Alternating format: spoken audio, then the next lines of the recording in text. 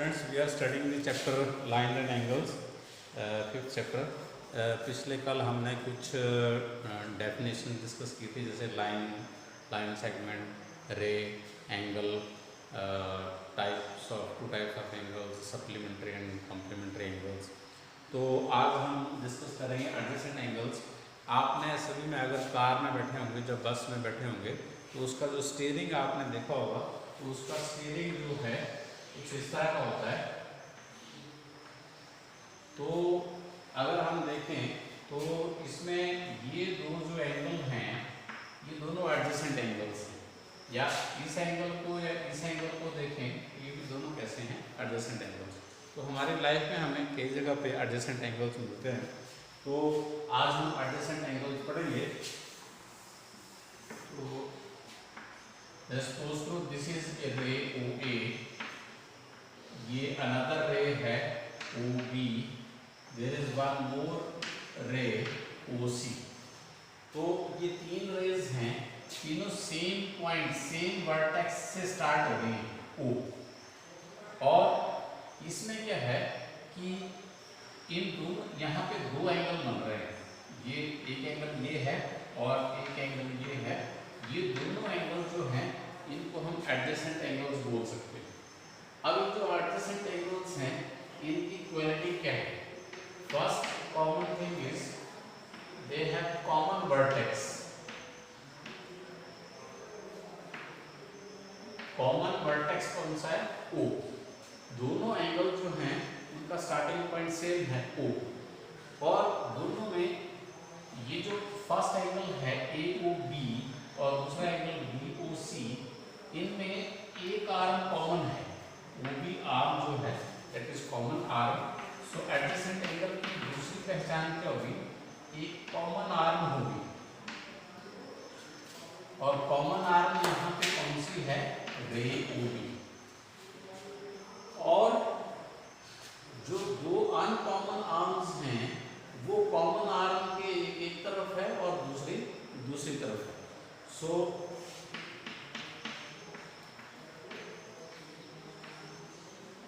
uncommon arms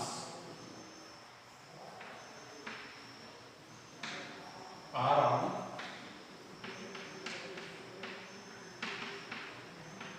opposite sides। और uncommon arm कौन सी हैं? OA and OB। तो जब भी हमें चेक करना हो कि ये गिवन एंगल जो हैं वो एडजेसेंट हैं या नहीं है, तो हम क्या चेक करेंगे भाई? सबसे पहले चेक करेंगे कि दोनों का वर्टेक्स कॉमन होना चाहिए, स्टार्टिंग पॉइंट दोनों एंगल्स का कॉमन होना चाहिए, एक आर्म जो है दोनों एंगल के लिए कॉमन होनी चाहिए, और जो अनकॉमन आर्म्स हैं वो कॉमन के एक तरफ होनी चाहिए और दूसरी तरफ होनी चाहिए। So this are adjacent angles. एक और हम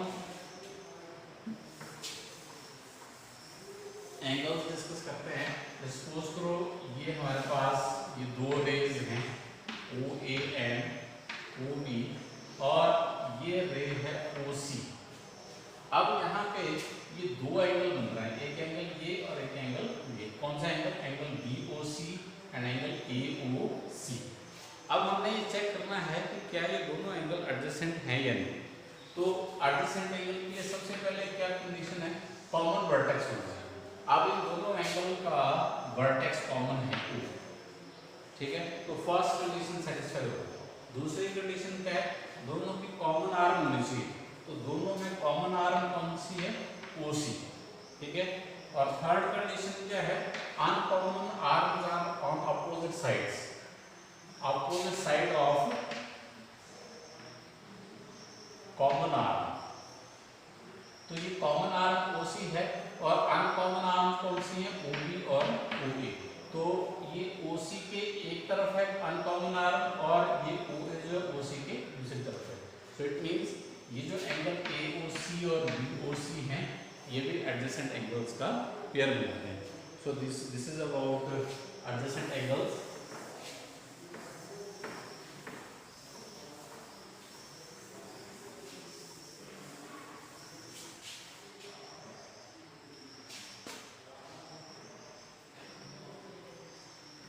Now let us say ये हमारे पास एंगल 1 है और ये एंगल 2 है। तो ये हमने चेक करना है कि क्या ये 1 और 2 एंगल जो हैं क्या ये एडजेसेंट हैं या नहीं। तो सबसे पहले देखो इन दोनों की कॉमन आर्म है, तो फर्स्ट कंडीशन सेटिस्फाई हो रही है कि ये कॉमन आर्म है। सेकंड देखो क्या इनका वर्टेक्स कॉमन है, वर्टेक्स इसका 1 का ये है और दूसरे का ये है। तो इन दोनों एंगल का वर्टेक्स जो है वो अलग अलग है। तो इसका मतलब ये 1 और 2 एंगल जो हैं ये एडजेसेंट एंगल्स नहीं हो सकते। इनका आर्म कॉमन है लेकिन वर्टेक्स कॉमन नहीं है। सो जो अनकॉमन आर्म है वो भी अपोजिट साइड में है, लेकिन वर्टेक्स कॉमन नहीं होने की वजह से ये दोनों एंगल 1 और एंगल 2 जो हैं ये एडजेसेंट एंगल्स नहीं बन सकते।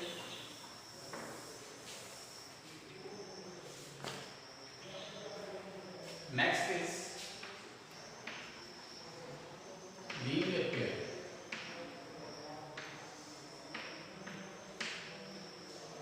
तो लीनियर पेयर क्या है?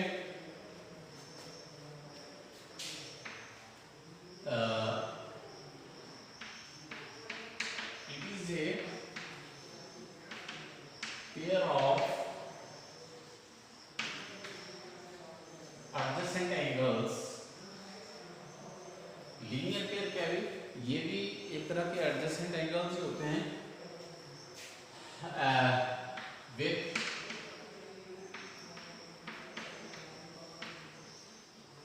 Uncommon arms forming opposite rays। ठीक है भाई, लीनियर पेयर क्या है? एडजेसेंट एंगल्स ही हैं लेकिन इसकी जो अनकॉमन आर्म्स हैं वो अपोजिट रेज होती हैं। तो लीनियर पेयर को हम कैसे दिखा सकते हैं? जैसे ये OA एक रे है और एक ये BOB दूसरी रे है, तो ये अपोजिट रे है। ये राइट साइड को एक्सटेंड कर रही है, लेफ्ट साइड को एक्सटेंड कर रही है और यहाँ पे मैं एक कॉमन आर्म लेता हूँ OC। तो देखो ये एंगल 1 और ये एंगल 2, ये एंगल 1 और 2 जो हैं इनका स्टार्टिंग पॉइंट सेम है, कॉमन वर्टेक्स है, एक कॉमन आर्म है और अनकॉमन आर्म जो हैं कॉमन के अपोजिट साइड में है। और दूसरी कंडीशन क्या है? जो अनकॉमन आर्म्स हैं they are opposite rays, means they are forming a line. तो ये जो दोनों एंगल हैं इनको हम एडजेसेंट बोल सकते हैं। और लाइन के एक तरफ एंगल कितना होता है? 180 डिग्री। क्यों? क्योंकि जैसे अगर हम स्ट्रेट लाइन लेते हैं तो इसके एक तरफ एंगल कितना होता है? 180 डिग्री। इसका मतलब ये जो दो एंगल लीनियर पेयर बना रहे हैं एंगल 1 प्लस एंगल 2, तो इनका सम कितना हो गया? 180 डिग्री। सो लीनियर पेयर इसका मतलब क्या हुआ?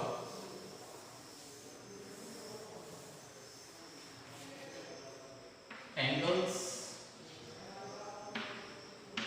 in a linear pair are supplementary। Linear pair के जो दो एंगल्स हैं वो कैसे होते हैं? सप्लीमेंट्री एंगल्स होते हैं। उनका सम कितना होता है? 180 डिग्री। तो अगर सपोज करो ये लीनियर पेयर बन रहा है और ये एक एंगल 60 डिग्री का है, तो सप्लीमेंट्री एंगल्स का सम 180 होता है, तो दूसरा एंगल कितना हो जाएगा? 180 minus 60 degree. So second angle will be equal to 120, क्योंकि ये जो लीनियर पेयर के एंगल हैं ये कैसे होते हैं? सप्लीमेंट्री। और सप्लीमेंट्री एंगल्स का सम कितना होता है? 180।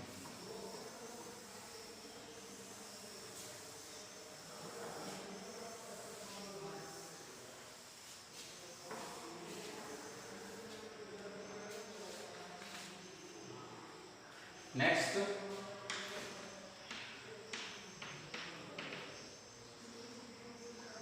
Vertically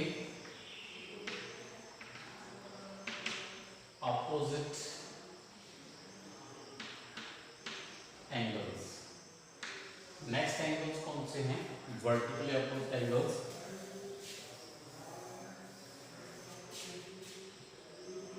When two lines intersect, जैसे हम ये दो इंटरसेक्टिंग लाइंस ले रहे हैं, ये दोनों O पॉइंट पे इंटरसेक्ट कर रही हैं, तो ये जो O पॉइंट है इसको हम बोलेंगे वर्टेक्स। क्या कहेंगे भी? वर्टेक्स। तो इस वर्टेक्स के ऊपर जो एंगल्स बन रहे हैं उनको हम बोलेंगे वर्टिकली अपोजिट एंगल, आमने सामने वाले एंगल। तो ये एंगल और ये एंगल, ये दोनों एक दूसरे के अपोजिट हैं, आमने सामने हैं, तो इनको हम बोलेंगे वर्टिकली अपोजिट एंगल। एक एंगल ये और एक एंगल ये दोनों एक दूसरे के आमने सामने मतलब अपोजिट हैं और एक ही वर्टेक्स पे हैं, तो ये भी कैसे एंगल्स हैं? Vertically opposite angles. अब हमें चेक करना है कि जो वर्टिकली अपोजिट एंगल्स हैं क्या ये इक्वल होते हैं या नहीं होते हैं। बनते कब हैं? जब दो लाइंस जो हैं एक पॉइंट पे इंटरसेक्ट करती हैं, तब ये वर्टिकली अपोजिट एंगल बनते हैं। दो पेयर बनते हैं,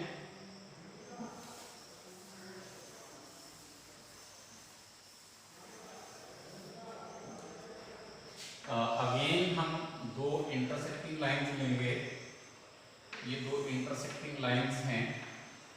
अब हमें चेक करना है कि ये जो वर्टिकली अपोजिट एंगल्स हैं ये इक्वल हैं या नहीं। तो हम इनमें से एक एंगल सपोज कर लेते हैं। एक एंगल कितना है? 60 डिग्री। ठीक है भाई। तो अगर मैं इसको यहाँ से कवर कर दूँ तो ये स्ट्रेट लाइन है और ये एंगल और ये एंगल मिलकर लीनियर पेयर बना रहे हैं। लीनियर पेयर एंगल्स का सम कितना होता है? 180। ये 60 है तो ये कितना हो जाएगा? 120। अब अगर मैं इसको यहाँ से लाइन को ऐसे कवर कर लूँ तो अगेन ये स्ट्रेट लाइन है, इस तरफ ये एंगल और ये एंगल इनका सम 180 होगा। अगर ये 120 है तो ये एंगल कितना हो जाएगा? 60। तो इस एंगल का वर्टिकली अपोजिट एंगल ये है और ये दोनों एंगल कैसे आ गए? इक्वल। सो इट मींस ये वर्टिकली अपोजिट एंगल्स कैसे होते हैं? इक्वल। अगर मैं यहाँ से इसको ऐसे कवर कर लूँ तो अगेन दिस इज ये स्ट्रेट लाइन है और ये 60 डिग्री एंगल और ये लीनियर पेयर बना रहा है, तो इन दोनों एंगल का सम 180 होगा। अगर ये 60 है तो ये एंगल कितना हो जाएगा अभी? 120 डिग्री। तो अगर हम यहाँ से देखें तो ये जो वर्टिकली अपोजिट एंगल मैंने आपको बताया कि कैसे आ रहे हैं? इक्वल। सो इसका मतलब क्या है कि जब दो लाइंस इंटरसेक्ट करती हैं तो वर्टिकली अपोजिट एंगल्स जो बनते हैं they are always equal. So when two lines intersect,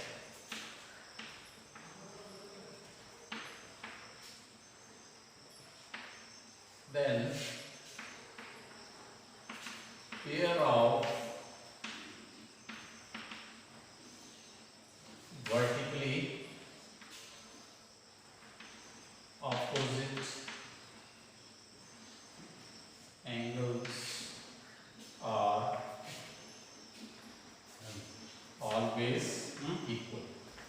अगर हम दो इंटरसेक्टिंग लाइंस लेते हैं तो एक वर्टेक्स पे दो पेयर बनते हैं वर्टिकली अपोजिट एंगल्स के, और दोनों एंगल कैसे होते हैं? दोनों पेयर कैसे होते हैं? Equal. So this is all for today. Thank you.